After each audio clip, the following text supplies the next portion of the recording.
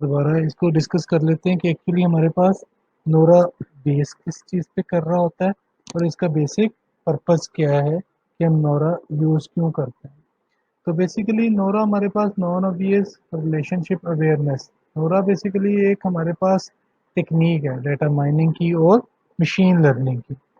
अब वेबस्टर अगर हम डिक्शनरी पे जाके इसके मीनिंग देखें तो non obvious can be define as follows: not easily discovered, seen, or understood. Within the context of NORA, this essentially means discovering a relationship between disparate data types and data locations.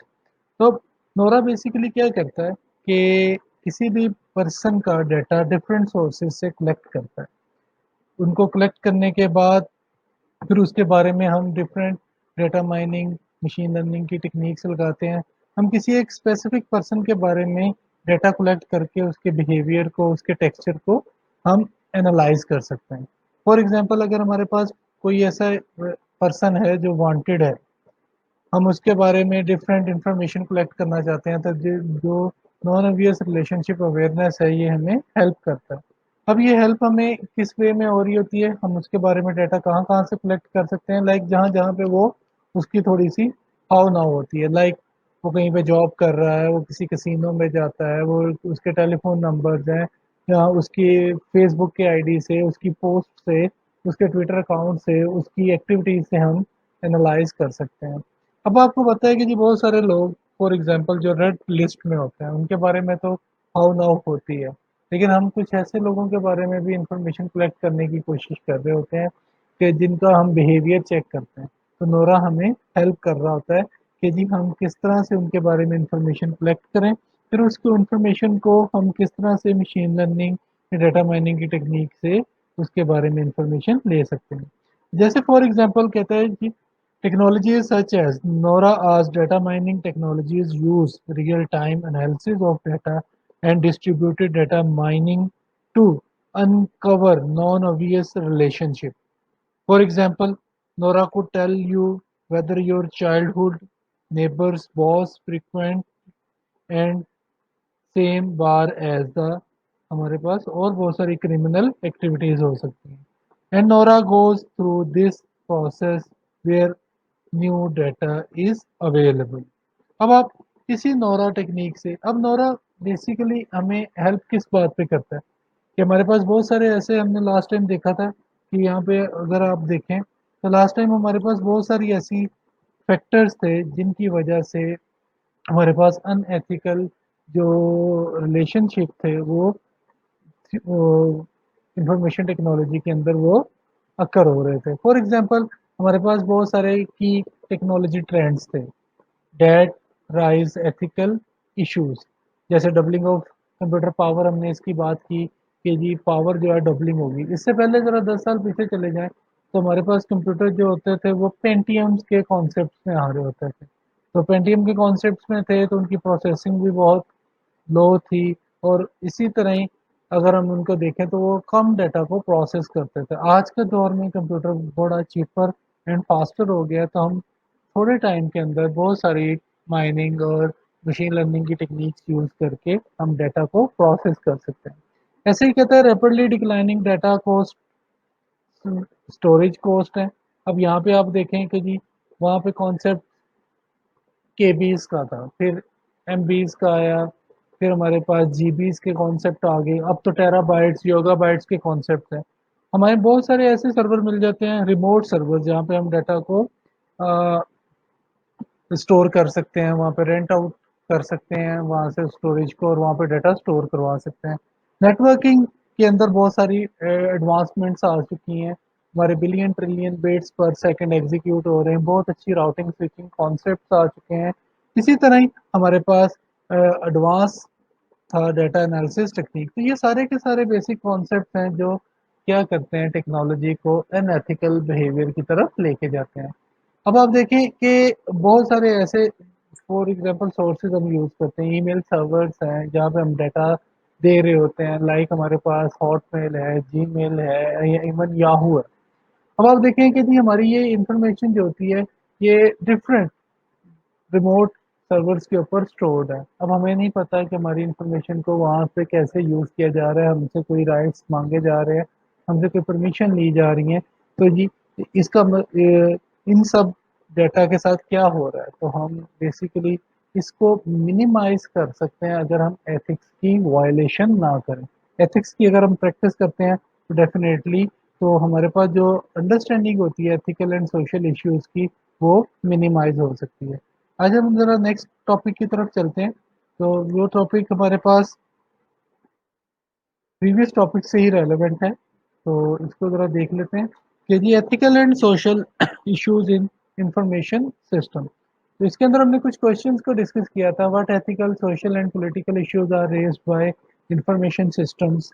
Second one था what specific principles for conduct can be used to guide ethical decisions. बहुत सारी organisations हैं, IEEE की हमने बात की हुई है, ACN की बात की हुई है, ऐसे ब्रिटिश के हैं, अमेरिकन के बहुत सारे ऐसे साइबर लॉज हैं हमारे पास जो हमें ये गाइड करते हैं कि हम किस तरह से इन सारी चीज़ों की प्रैक्टिस कर सकते हैं। नेक्स्ट पॉइंट है why do contemporary information systems technology and the internet pause challenges to the protection of individual privacy and intellectual property. And last one, how have information system affected everyday life। अब इसके अंदर हमारे पास ethics in and information से society कहते हैं जी basic concept हमारे पास आते हैं, एथिकल एनालिसिस हैं। तो हमारे पास कुछ सम एथिकल एनालिसिस आते हैं जिनकी बेसिस के ऊपर हम इन चीज़ों को देख सकते हैं। अब एथिकल एनालिसिस के अंदर हमारे पास नंबर वन पे आता है रिस्पॉन्सिबिलिटी। रिस्पॉन्सिबिलिटी बेसिकली हमारे पास क्या है कि जी रिस्पॉन्सिबिलिटी इज अ की element of the ethical action. इससे पहले हमने एक थ्योरी पढ़ी थी कि हमारे पास ट्रेडिशनिस्ट थे और यूनिकनेस थे। तो हम जब हम रिस्पॉन्सिबिलिटी की बात करते हैं तो ट्रेडिशनिस्ट उसको एक डिफरेंट वेज में देख रहा होता है और यूनिकनेस उसको एक डिफरेंट वेज में देख रहा होता है। तो responsibility means that you accept the potential costs, duties, and obligations for the decision you make। कि आपके पास एक रिस्पॉन्सिबिलिटी है कि आपने इन चीज़ों को कैसे करना है, किस तरह से आपने इनको एग्जीक्यूट करना है, ये सारी चीज़ें आ रही होती हैं। डेफिनेटली अगर रिस्पॉन्सिबिलिटी है तो उसकी अकाउंटेबिलिटी भी ज़रूर होगी। तो mechanism for identifying responsible parties, कौन कौन से ऐसे अदारे हैं, कौन कौन सी ऐसी बॉडीज हैं, कौन कौन सी ऐसे आपके पास फोर्सेस हैं जो इन चीज़ों को इम्प्लीमेंट करवा सकती हैं एथिकल एनालिसिस के अंदर। लाइबिलिटी है, परमिट है individuals and firms to recover damages done to them. तो वो भी अपने जितने भी रिकवर्स लाइक उनको कोई भी इफेक्ट होता है वो किस तरह से है, ये लाइबिलिटी है। हमारे पास फ्रीडम है कि जी हम इंडिविजुअल्स को भी बिल्कुल उसी तरह ही राइट्स दें जिस तरह हमने किसी ऑर्गेनाइजेशन एंड फर्म्स को दिया। ड्यू प्रोसेस इज आर जो कि हमें फेस करना पड़ता है इंफॉर्मेशन सिस्टम के अंदर। तो उसी से रेलेवेंट हमारी कुछ बातें होंगी इसी लेक्चर के अंदर। हम लर्निंग ऑब्जेक्टिव्स देख लेते हैं। लास्ट लेक्चर में भी हमने इनको डिस्कस किया था कि what ethical social and political issues are raised by information systems, what specific principles for conduct can be used to guide ethical decisions, and why do contemporary information system technology and the internet pose challenges to the protection of individual privacy and intellectual property। And last one हमारे पास है how have information system affected everyday life. अब हमारे पास जो कुछ basic concepts हैं जो ethical analysis के अंदर हम यूज़ करते हैं, जो हम प्रैक्टिस कर रहे होते हैं एथिक्स की इंफॉर्मेशन सोसाइटी के अंदर। इसमें सबसे पहला जो पॉइंट है वो हमारे पास रिस्पॉन्सिबिलिटी है। रिस्पॉन्सिबिलिटी में हमारे पास यहाँ पे आप देखें कि रिस्पॉन्सिबिलिटी इज़ अ की एलिमेंट ऑफ एथिकल एक्शन। की एलिमेंट्स क्या हो सकते हैं हमारे पास बेसिकली कि हमें जो टास्क असाइन किए गए हैं हम उनको किस तरह से परफॉर्म करते हैं। लाइक हम किसी ऑर्गेनाइजेशन के अगर एम्प्लॉय हैं तो ऑर्गेनाइजेशन की तरफ से जो जो बातें हमें बताई गई हैं, जो जो जो डिस्क्रिप्शन हमें बताई गई हैं, हमें मस्ट उनको फॉलो करना है। अगर हम उनकी वायलेशन करते हैं तो डेफिनेटली वो जो रिस्पॉन्सिबिलिटी का एक फैक्टर है वो यहाँ से रिमूव हो जाता है। अब यहाँ पे देखें, responsibility means that you accept the potential cost, duties and obligations for the decision you make. अब डेफिनेटली अगर रिस्पॉन्सिबिलिटी होगी तो उसका कोई ना कोई अकाउंटेबिलिटी भी होगी। अकाउंटेबिलिटी बेसिकली क्या होती है, मैकेनिज्म होता है फॉर आइडेंटिफाइंग रिस्पॉन्सिबल पार्टीज। अब रिस्पॉन्सिबल पार्टीज में हमारे पास कौन कौन सी ऐसी पार्टीज आती हैं, लाइक कौन सी पार्टी है जिसके पास, कौन सी ऐसी पार्टी है जिसके पास कितने राइट्स हैं और वो किस किस्म का डाटा और उस डाटा को वो किस हद तक यूज कर सकती है। लाइक अगर हम यहाँ पे बात करें यूजर प्रोफाइलिंग की, तो यूजर प्रोफाइलिंग में हम यहाँ पे देख सकते हैं कि जी हमारे डाटा को किस तरह से कलेक्ट किया जा रहा है, उसको किस तरह से मैनेज किया जा रहा है, क्या वो किसी दूसरे के साथ शेयर तो नहीं किया जा रहा है, किसी के इंडिविजुअल की प्राइवेसी को, उसकी डिग्निटी के, उसकी ऑनर को ख्याल रखा जा रहा है, उसका डाटा कॉन्फिडेंशियल है। तो ये सारी चीज़ें किसमें आती हैं, अकाउंटेबिलिटी में आती हैं। अब नेक्स्ट जो हमारे पास आती है रिलायबिलिटी। रिलायबिलिटी बेसिकली क्या होती है, परमिट्स होता है इंडिविजुअल्स का and firms to recover damages done to them. अब इसमें है कि अगर कोई भी पार्टी आपके डाटा को यूज करती है, अगर वो पार्टी किसी को डाटा आपका शेयर करती है, इवन किसी थर्ड पार्टी के साथ आपके डाटा को, आपकी सीक्रेट इन्फॉर्मेशन को शेयर करती है, तो देन डेफिनेटली हमें देखना है कि जी उसके हम किस तरह से उस डैमेज को रिकवर कर सकते हैं। मे बी वो आपकी सीक्रेट इन्फॉर्मेशन, आपकी प्राइवेट इन्फॉर्मेशन किसी के साथ शेयर की जाए, बाद में उसको किसी अनएथिकल या कहीं पे उसको मिसयूज किया जा सकता है। तो डेफिनेटली हमें उन चीज़ों को भी मेक श्योर करना है कि अगर कोई खुदा न खास्ता कोई ऐसा एक्शन होता है किसी थर्ड पार्टी की तरफ से कि आपकी प्राइवेसी को शेयर किया जा रहा है, आपकी सीक्रेट इन्फॉर्मेशन को लीक आउट किया जाता है, तो आप किस तरह से उन डैमेजेस को रिकवर करेंगे। अगर ड्यू प्रोसेस है, तो ड्यू प्रोसेस में हमारे पास बेसिकली राइट्स होते हैं। हम ये इख्तियार रख रहे होते हैं कि हम हायर अथॉरिटीज़ के पास जाके क्लेम कर सकें कि हमारे डाटा को बगैर हमारी परमिशन के यूज़ किया गया है, इसके ऊपर कोई ना कोई कानूनी तौर पे हम एक्शन ले सकते हैं। बहुत सारी ऑर्गेनाइजेशन हैं, बहुत सारे कंट्रीज हैं जो इनको एज अ लॉ इम्प्लीमेंट किए हुए हैं। साइबर क्राइम्स बेसिकली एक हमारे पास ऐसी एक शिक है जिसको हम यूज़ करते हुए अपनी प्राइवेसी को, अपने डाटा को, या हमारा वो डाटा जो इंटरनेट का पार्ट है उसको मिस यूज़ होने से बचा सकते हैं। तो डेफिनेटली फिर हम जाके ऐसी ऑर्गेनाइजेशन, ऐसी अदालतों में जाके परसू करते हैं कि हमारे डाटा को मिस यूज़ किया गया। तो लाइक दिस, अगर ड्यू प्रोसेस में अगर हम देखें तो कहता है is a related features of law govern societies and is a process in which laws are taken and understood, and there is an ability to appeal to higher authorities to ensure that the law are applied correctly. अब next हमारे पास 5 ethical steps है, 5 ethical analysis के, जिसमें हमारे पास identify and clearly describe the facts आते हैं, define the conflict and problems and identify the higher order values involve आती हैं। इसी तरह हमारे पास identify the stakeholders and identify the option that you can responsibly take, identify the potential consequences of your option। अब हमारे पास number one हम देखते हैं कि जी हमारे पास पहला जो पॉइंट है वो है identify and clearly describe the facts.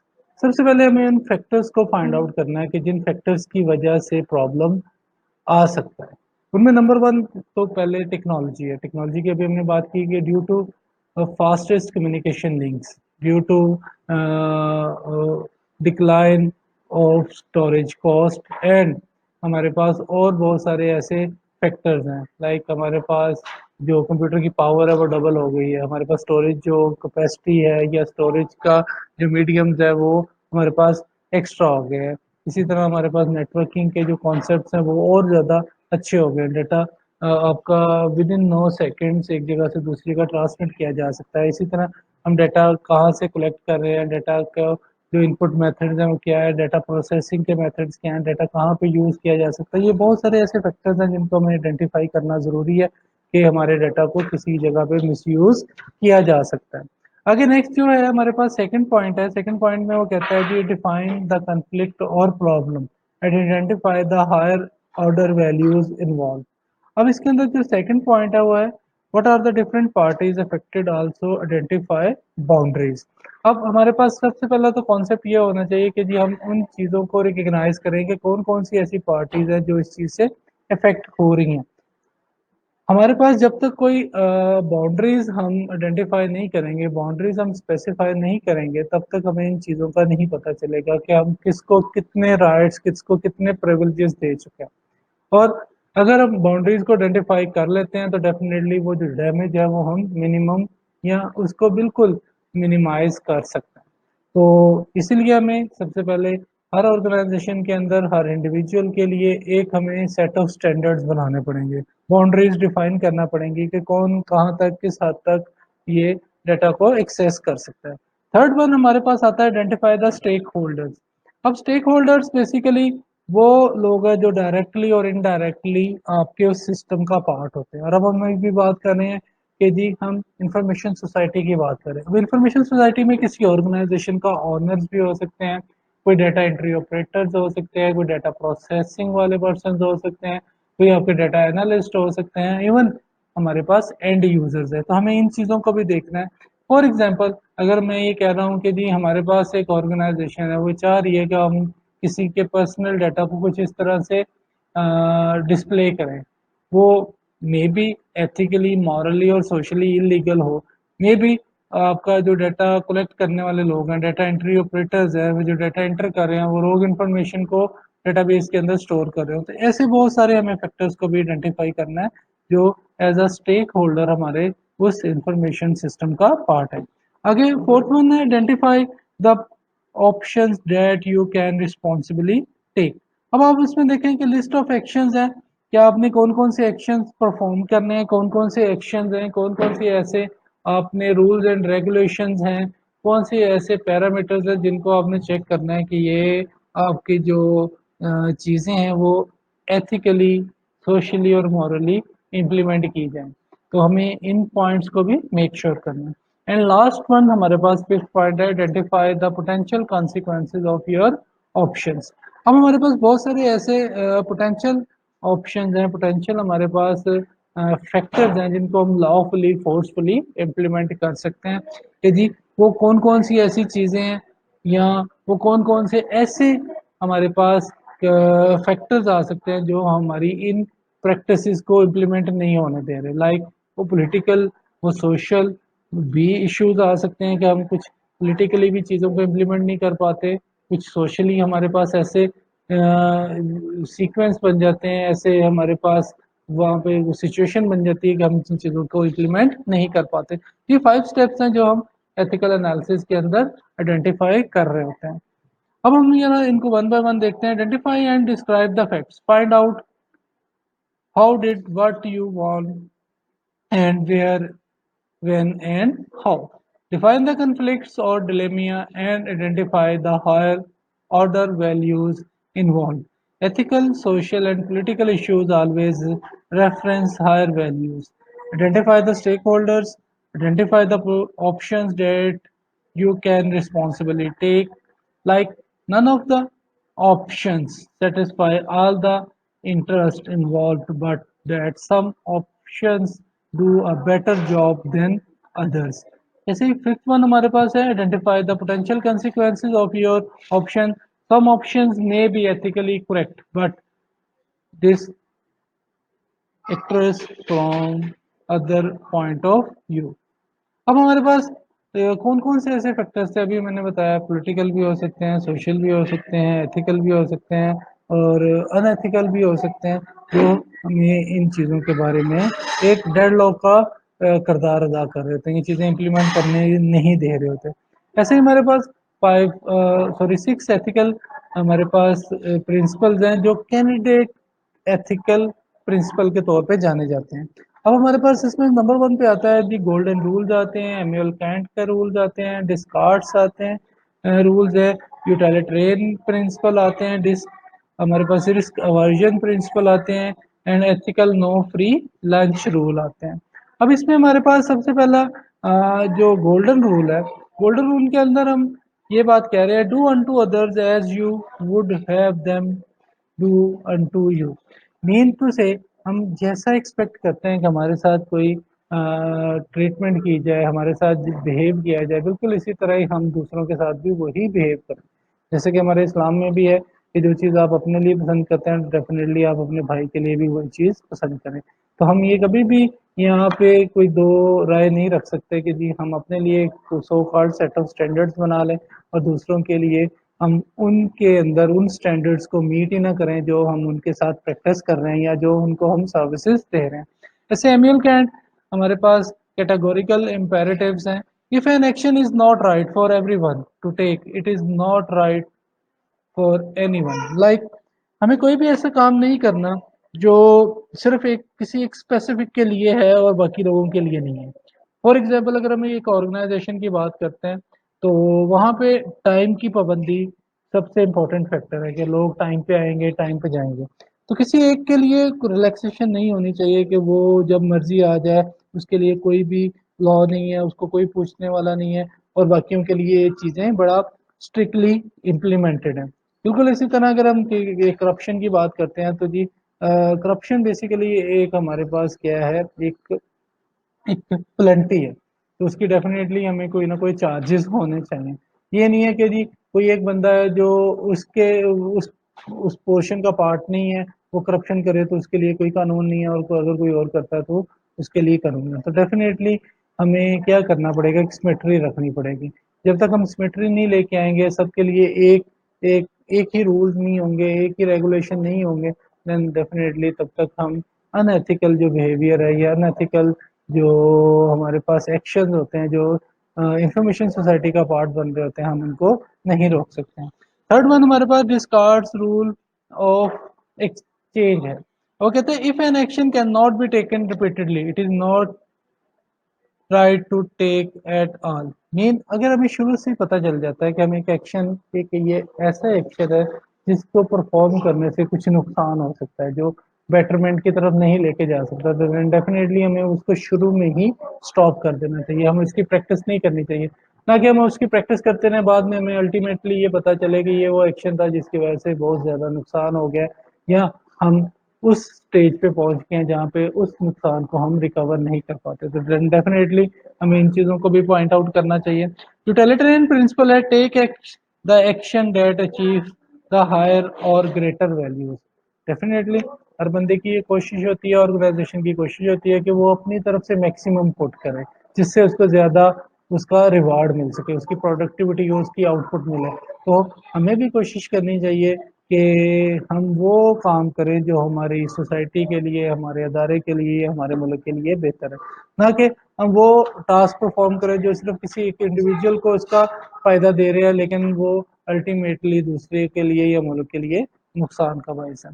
ऐसे रिस्क अवर्जन प्रिंसिपल्स हमारे पास आते हैं। Take the action that produces the least harm और लीस्ट पोटेंशियल कॉस्ट। तो डेफिनेटली वो काम करना है जिसके अंदर रिस्क के फैक्टर कम हो, यानी कि हमें वो काम करना चाहिए जिसके अंदर हमें पता हो कि हमें यहाँ पे जो मिनिमम है वो नुकसान का खदशा है। तो डेफिनेटली हम इन चीज़ों को पहले आइडेंटिफाई करेंगे, आइडेंटिफाई करने के बाद हम इनको इम्प्लीमेंट करेंगे, फिर उसके रिस्क एनालिसिस करते हैं। रिस्क हम फैक्टर्स को देख रहे होते हैं, रिस्क को हम आइडेंटिफाई करते हैं कि किस हद तक रिस्क है जो हमें कहाँ तक नुकसान पहुँचा सकता है। तो इन प्रिंसिपल्स को भी हम बहुत सारे रिस्क मैनेजमेंट के प्रिंसिपल्स हैं जिनको हम यूज़ करते हुए बहुत सारे प्रॉब्लम से बच सकते हैं। ऐसे ethical no free lunch rule है। नो फ्री लंच रूल का मतलब है कि जी कोई भी ऐसा काम बगैर परमिशन के, बगैर किसी रिवार्ड के या बगैर किसी लालच के या आप ये कह सकते हैं कि किसी के कहने में आके नहीं करना चाहिए। Like assume that virtually all tangible or intangible objects are owned by someone else. There is a specific declaration otherwise. अब इसके अंदर हमारे पास स्पेसिफिक डिक्लेरेशन क्या हो सकती हैं, लाइक कि ऑर्गेनाइजेशन के अंदर बाउंड्रीज होनी चाहिए, राइट्स होने चाहिए जो डिफाइन कर सकें कि कौन किस हद तक काम कर सकता है, उसके पास कितने राइट्स हैं, कितने प्रिविलेजेस हैं। इससे पहले भी हमने बात की है, बाउंड्रीज जब तक सेट नहीं होंगी लोग अपने उन टास्क को एक सीक्वेंस के अंदर परफॉर्म नहीं करेंगे। हमें पता है कि जी ऑर्गेनाइजेशन का जो एक ऑनर है, सीईओ है, वो उसके पास कितने राइट्स हैं, उसके बाद उसके जो टॉप मैनेजर्स हैं वो कहाँ तक कर सकते हैं, उसकी जो आपके पास टेक्निकल टीम है वो कहाँ तक जा सकती है, और इवन एंड यूजर्स के पास क्या राइट्स हैं। जब हर काम एक सीक्वेंस में हो रहा होगा तो देन डेफिनेटली कोई भी ऐसा काम नहीं होगा जो आपके लिए नुकसान का बायस होगा। तो ये ethical no free lunch rule इसी चीज़ के डिफाइन कर रहे होते हैं। अब हमारे पास बहुत सारी ऑर्गेनाइजेशन हैं जो इन लॉज की, इन कोड ऑफ एथिक्स की प्रैक्टिस करवा रही होती हैं। तो professional code and conduct governing authorities के अंदर हमारे पास बहुत सारी ऑर्गेनाइजेशन है, जिसमें अमेरिकन मेडिकल एसोसिएशन का नाम आता है, इसी तरह अमेरिकन बार एसोसिएशन का आता है।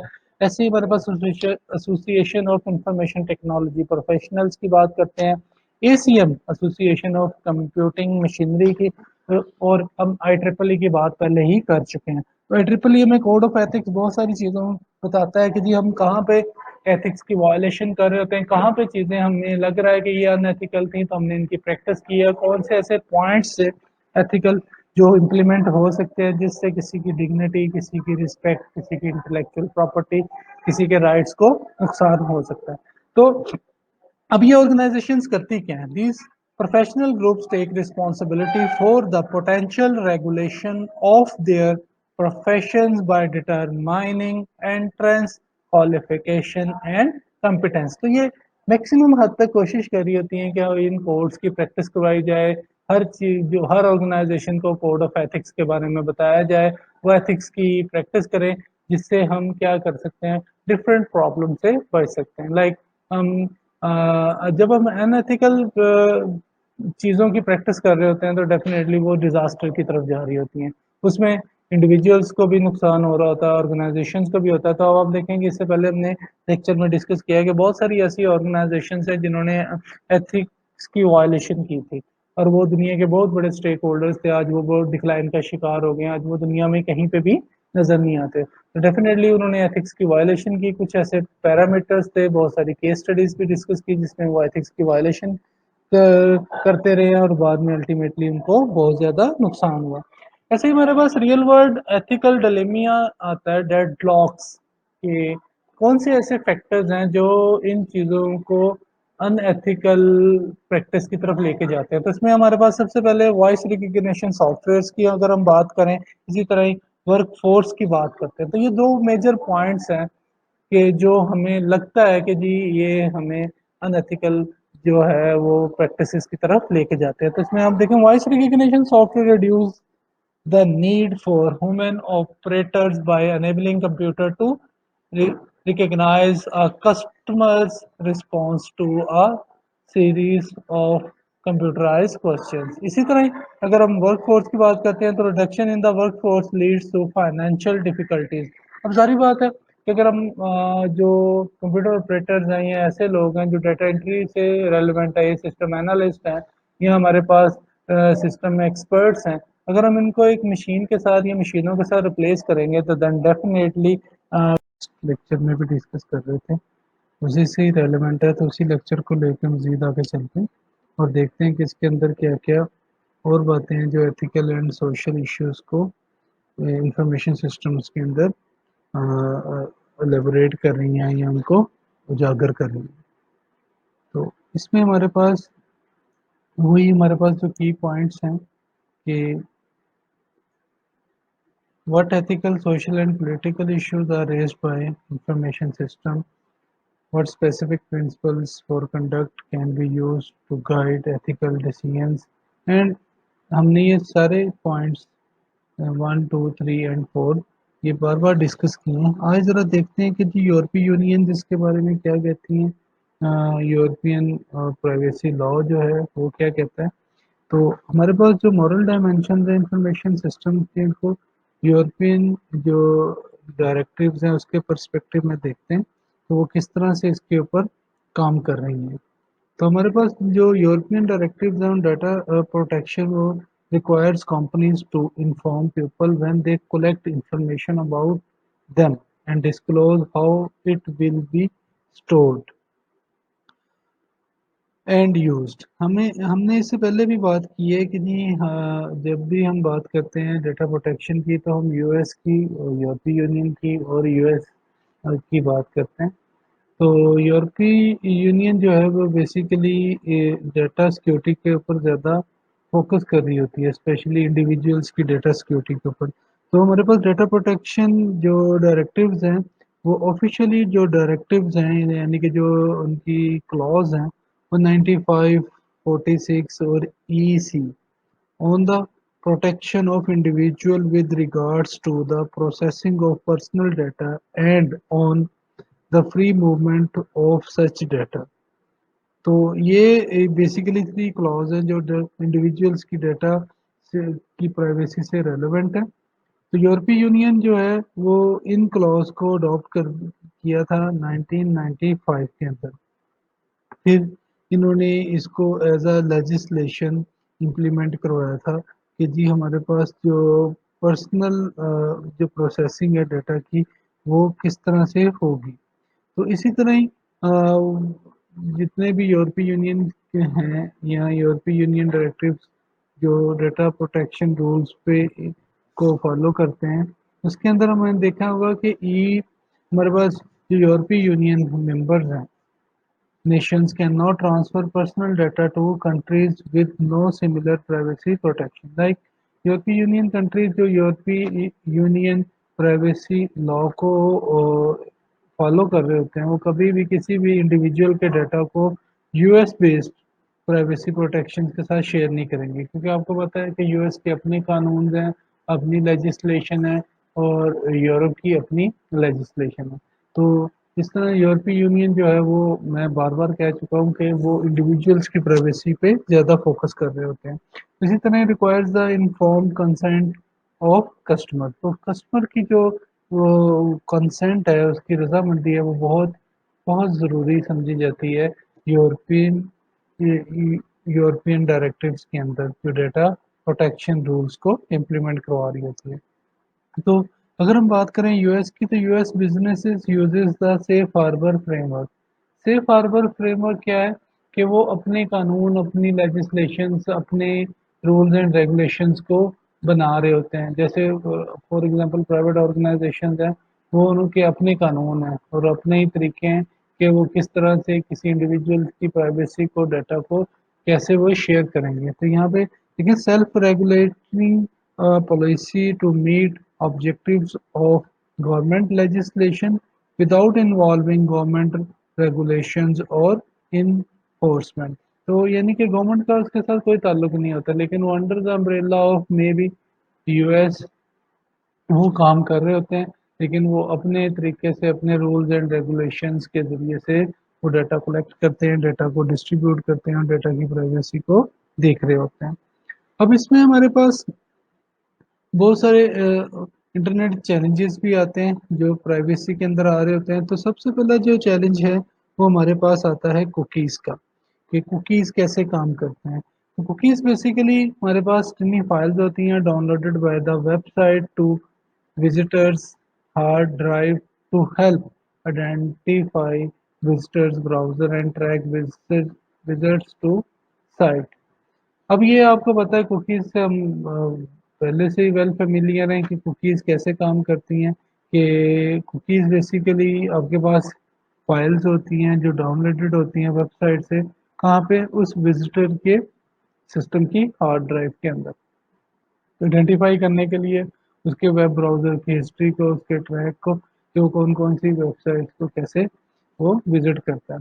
तो ऐसे ही वो जो कुकीज़ हैं वो अलाउ करती हैं वेबसाइट्स को to develop profile on visitors. अब यहाँ पे आप देखें कि ये कुकीज़ का कॉन्सेप्ट है या वेब बेकन्स का वर्क का कॉन्सेप्ट है या वेब स्काईवेयर का कॉन्सेप्ट है।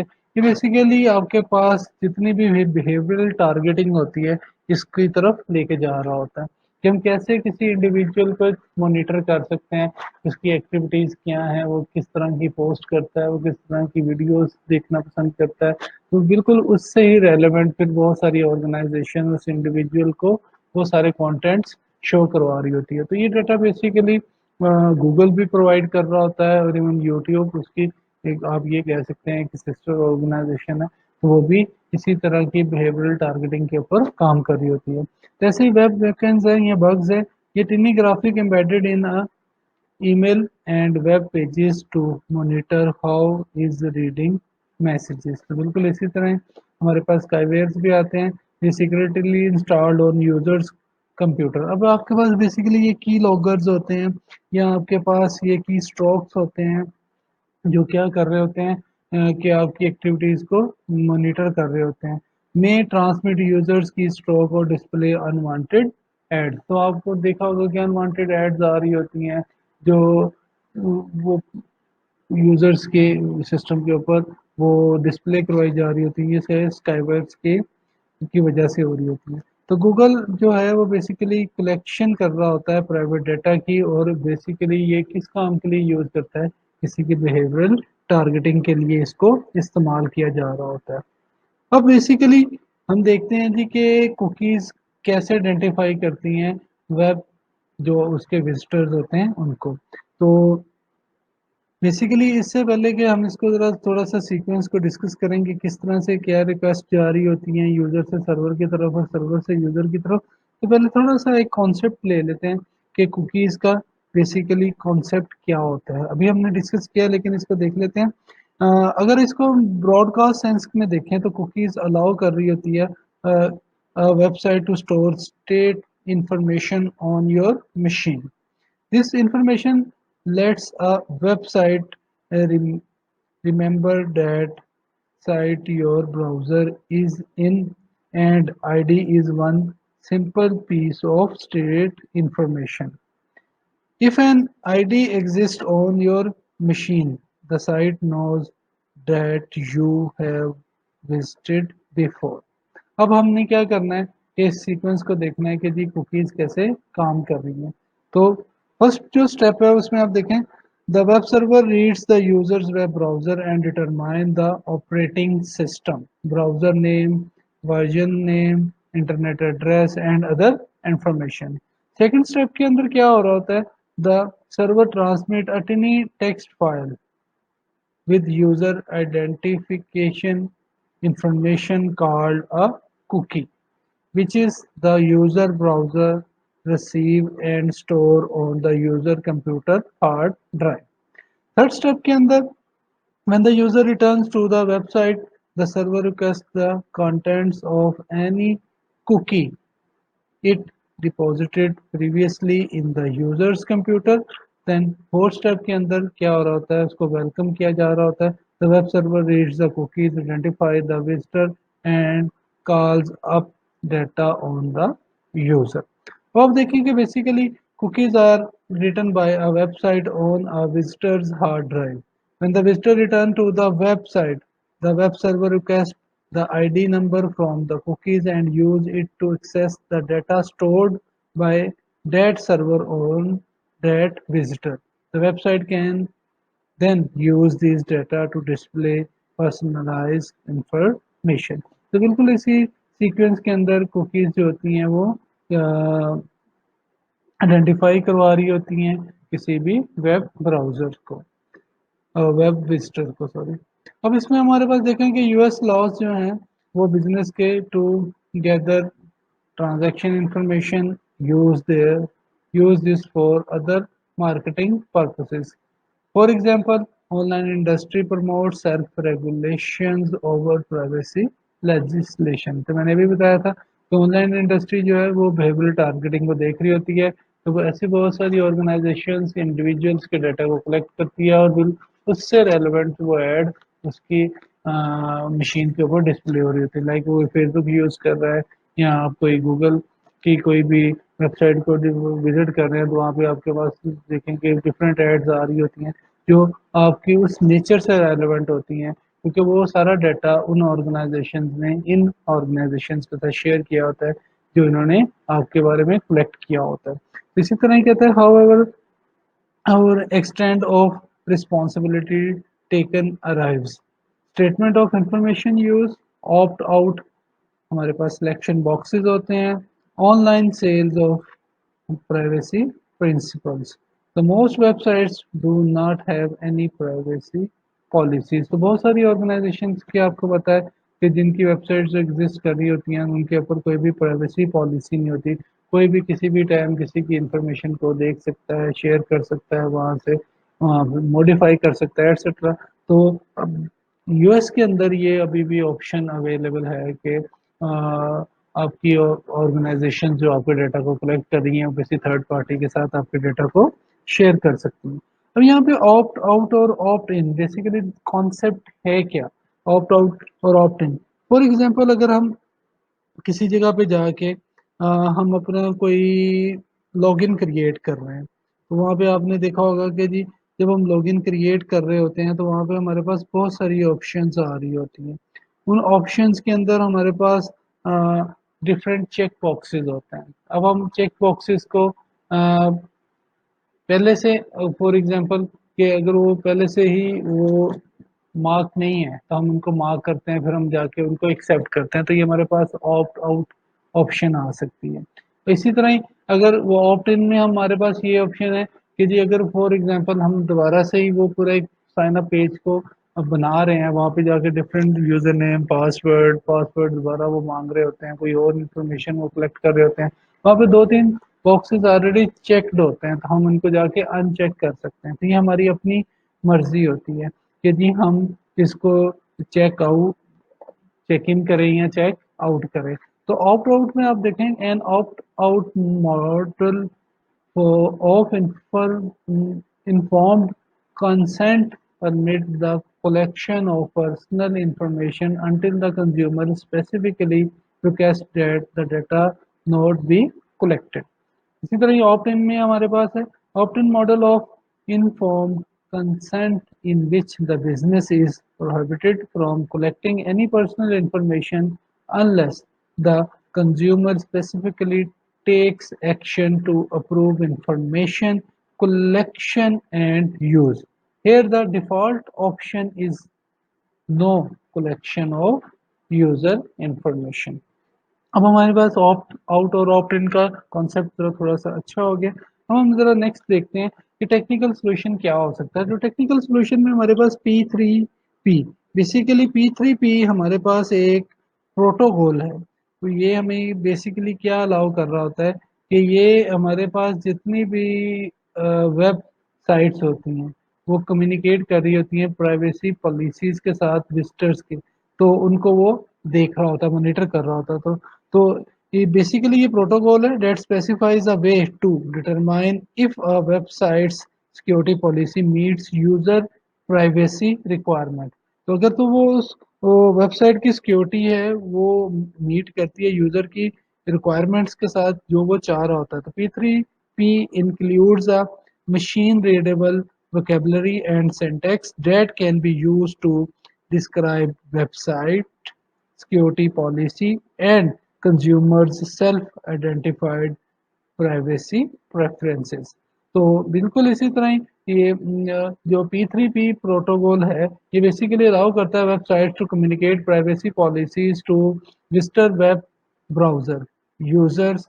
User specify privacy level described in browser setting. For example medium level accept cookies from first party host site that have opt-in और opt-out policies। मैंने अभी बताया opt-in और opt-out क्या चीज़ें हैं, but reject third-party cookies that use personally identifiable information without an opt-in policy। अब हमारे पास बेसिकली P3P बेसिकली काम कैसे करता है। अगर हम इसके थोड़े से सिनेरियो के अंदर जाएं कि P3P काम कैसे करता है, तो फर्स्ट हमारे पास बेसिकली यूज़र और एक सर्वर। डेफिनेटली सर्वर बेसिकली हमारे पास एक वेब सर्वर होता है। तो हमारे पास जो सीक्वेंस चल रहा होता है वो बेसिक 4 स्टेप्स के अंदर चल रहा होता है। फर्स्ट स्टेप के अंदर वो बेसिकली गेट कर रहा होता है HTTP request P3P policy files को। तो वो यूजर रिक्वेस्ट करता है वेब सर्वर से, तो वेब सर्वर जब रिप्लाई करता है तो send P3P policy files send कर रहा होता है। फिर user HTTP gate request web pages की रिक्वेस्ट कर रहा होता है कि गेट वो करना चाह रहा है उन वेब पेजेस को, एंड फिर वेब सर्वर जो फोर्थ स्टेप है उसके अंदर सेंड कर रहा होता है उन वेब पेजेस को। तो लास्ट वन जो फिफ्थ वन है वो डिस्प्ले किया जा रहा होता है display page and policy to users. तो बिल्कुल इसी तरह हमारे पास P3P enables websites to translate their privacy policies into the standard format that can be read by users web browser software. The web browser software evaluates the website's privacy policy to determine whether it is compatible with the user's privacy preferences. तो उसको बिल्कुल उसके साथ check कर रहा होता है कि यूजर की प्रेफरेंसेस क्या है, जो प्राइवेसी पॉलिसी ने डिटरमाइन किया है, क्या उनके दरमियान कंपैटिबिलिटी है। अगर तो कंपैटिबिलिटी होती है तो देन डेफिनेटली वो सारे के सारे वो स्टैंडर्ड जो है वो मीट किए जा रहे होते हैं। तो ये प्रोटोकॉल बहुत इंपॉर्टेंट है।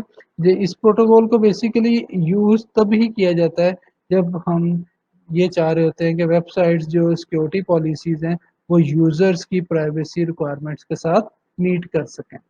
अब हमारे पास कुछ प्रॉपर्टी राइट्स हैं। प्रॉपर्टी राइट्स में हम सबसे पहले बात करेंगे इंटेलेक्चुअल प्रॉपर्टी की। Intellectual property intangible property of any kind created by individuals और कॉरपोरेशंस, लाइक किसी की ज़ाती मलकियत को हम इंटेलेक्चुअल प्रॉपर्टी कह सकते हैं। अब इंटेलेक्चुअल प्रॉपर्टी जो है वो थ्री डिफरेंट वेज के अंदर हम देख सकते हैं कि किस तरह से three main ways that protect intellectual property. अब पहला जो है प्रोटेक्शन, वो हमारे पास क्या आता है, ट्रेड सीक्रेट ले लेना चाहिए, लाइक इंटेलेक्चुअल वर्क और product belonging to business not in the public domain. तो ये हमारे पास एक ट्रेड सीक्रेट हो जाएगा। इसी तरह कॉपीराइट भी लिया जा सकता है। हमारे पास कॉन्स्टिट्यूशनल ग्रांट हो सकती है protecting intellectual property from beginning copied for the life of the author plus 70 years, यानी कि 70 साल तक वो आपके कॉपीराइट में रह सकता है। इसी तरह पेटेंट्स लिए जा सकते हैं grants creator to invention and explosive control on idea behind invention for 20 years। तो 20 साल तक ये आपके पेटेंट्स में भी रह सकता है। तो ये हमारे पास थ्री डिफरेंट प्रोटेक्शन है, वेज हैं जिसके जरिए से हम इंटेलेक्चुअल प्रॉपर्टी को प्रोटेक्ट कर सकते हैं। नंबर वन, ट्रेड सीक्रेट्स आ सकते हैं, कॉपीराइट्स आ सकती हैं, एंड देन हम उसके पेटेंट्स ले सकते हैं। इसी तरह जो चैलेंजेस आते हैं हमारे पास इंटेलेक्चुअल प्रॉपर्टी राइट्स में, उसमें digital media different from physical media, ये बहुत बहुत ज़रूरी है कि हमें इन चीज़ों का पता होना चाहिए कि डिजिटल मीडिया क्यों डिफरेंट है from physical media. Like as to replication easy है रेप्लिकेट का। आपको पता है कि जी हमारे पास जो डिजिटल मीडिया है विदाउट एनी हेजिटेशन हम इसकी मल्टीपल कॉपीज क्रिएट कर सकते हैं, हम उनको मल्टीपल लोकेशंस पे स्टोर कर सकते हैं।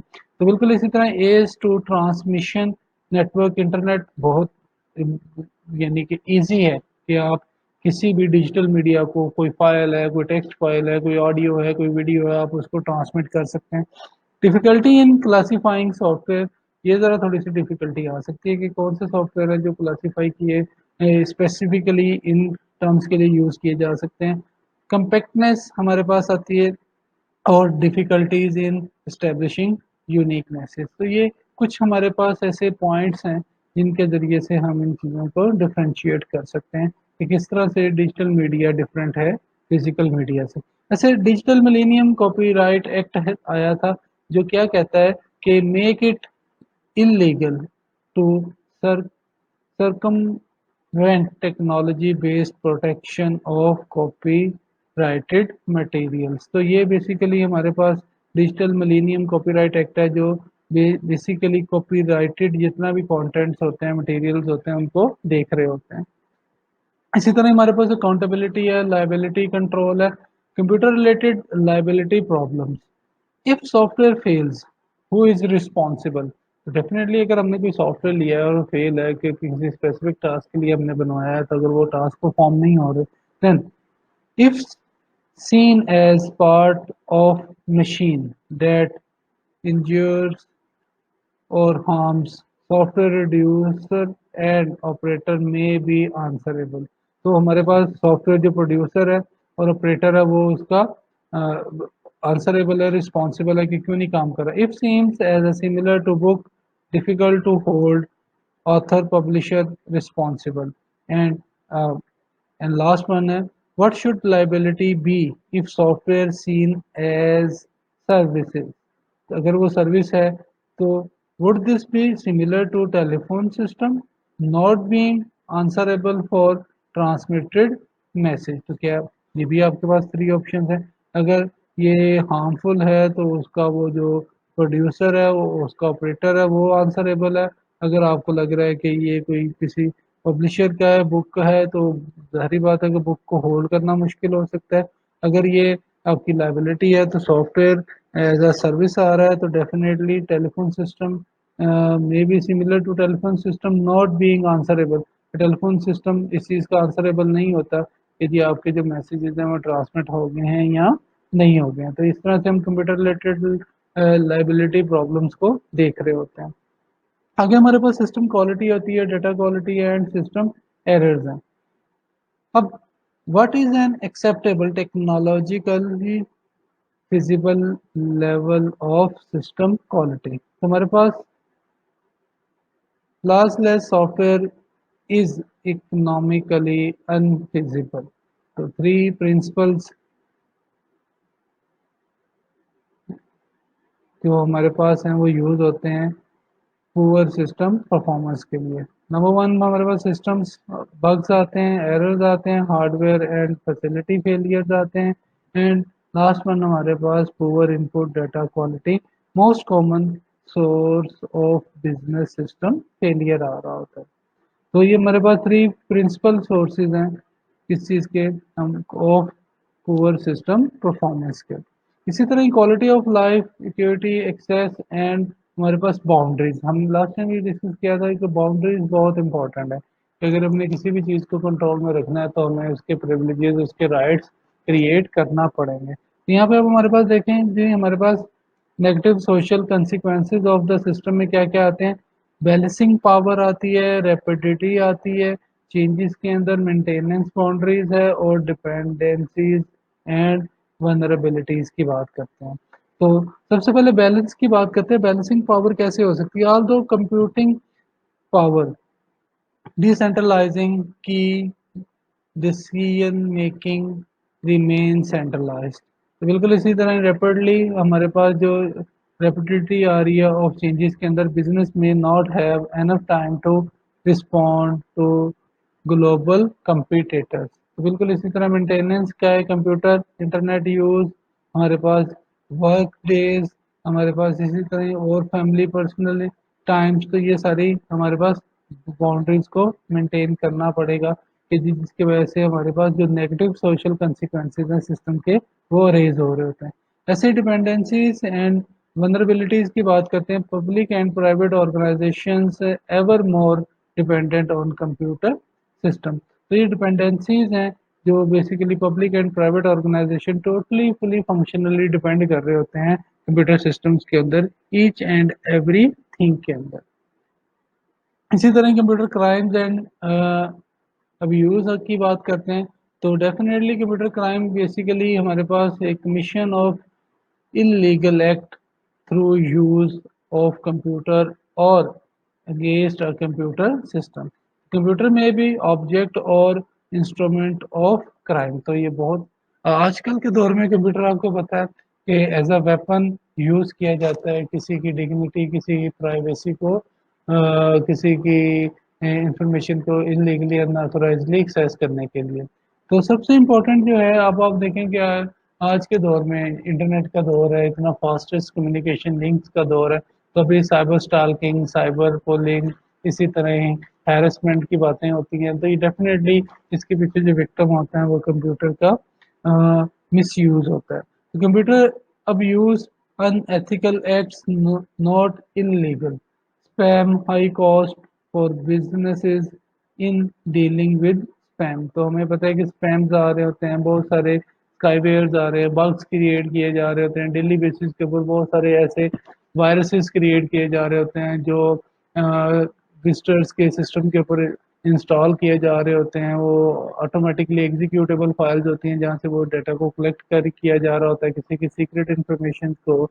इवन के जी क्रेडिट कार्ड पेमेंट्स हो रही होती हैं, वहाँ से पिन कोड्स को या क्रेडिट कार्ड नंबर्स को हैक किया जा रहा था, उनको फिर डिफरेंट पर्पसेस के लिए जो इलीगल है, अनऑथोराइज्ड है, उनको वो एक्सेस करना और उनको अपने पर्सनल बेनिफिट्स के लिए यूज़ किया जा रहा होता है।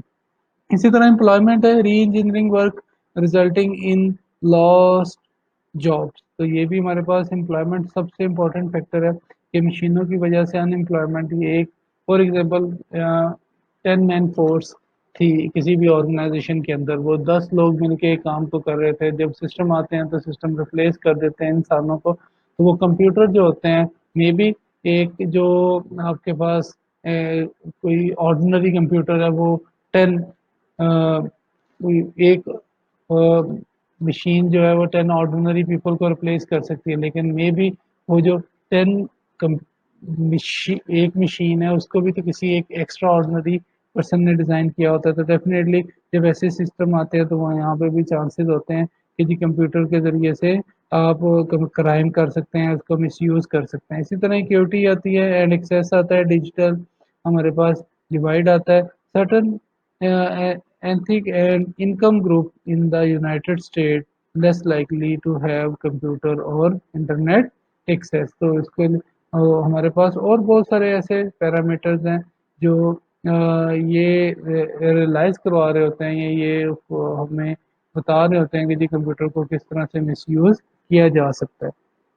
इसी तरह आज हम ज़रा इसकी थोड़ी-सी समरी पे जाते हैं, क्या हमने इन लेक्चर्स में क्या-क्या देखा है। Information systems and their issues आते हैं, ethical issues related to the information system थे, रूल्स हमने डिस्कस किए, बहुत सारे गोल्डन रूल्स थे हमारे पास, कैंडिडेट एथिकल रूल्स थे। तो इसी तरह हमने एफटीसी, एफआईपी के भी रूल्स को डिस्कस किया था। इसी तरह पॉलिसीज़ को रिस्क रिलेटेड टू आईएस इसकी भी बात की, how to identify and handle problems थे, models to identify ethical issues in information systems. इसके साथ हमारा आज का ये लेक्चर जो है ये एंड होता है। इसमें हमने बेसिकली इन 4 पॉइंट्स को डिस्कस करने की कोशिश की थी, जिसमें हम ethical, social and political issues जो रेज्ड हो रहे थे इंफॉर्मेशन सिस्टम की वजह से, और कौन-कौन से प्रिंसिपल्स हैं जो इसकी एथिकल डिसीजंस के लिए हम कंडक्ट कर सकते हैं, और किस तरह से हम किसी की इंटेलेक्चुअल जो प्रॉपर्टी है उसको हम प्रोटेक्ट कर सकते हैं, और किस तरह से हम इंफॉर्मेशन सिस्टम को इफेक्टेड बना सकते हैं एवरीडे लाइफ के अंदर। तो इसके साथ ही आज का लेक्चर हमारा ख़त्म होता है। अगर कोई क्यूरी है तो इंशाल्लाह हम उसको ग्रुप में डिस्कस करेंगे। तो आप इन लेक्चर्स को ज़रा गौर से सुनिएगा, रीड भी करिएगा। अगर कोई क्वेश्चन है तो डेफिनेटली आप मेरे से डिस्कस कर सकते हैं। Thank you so much.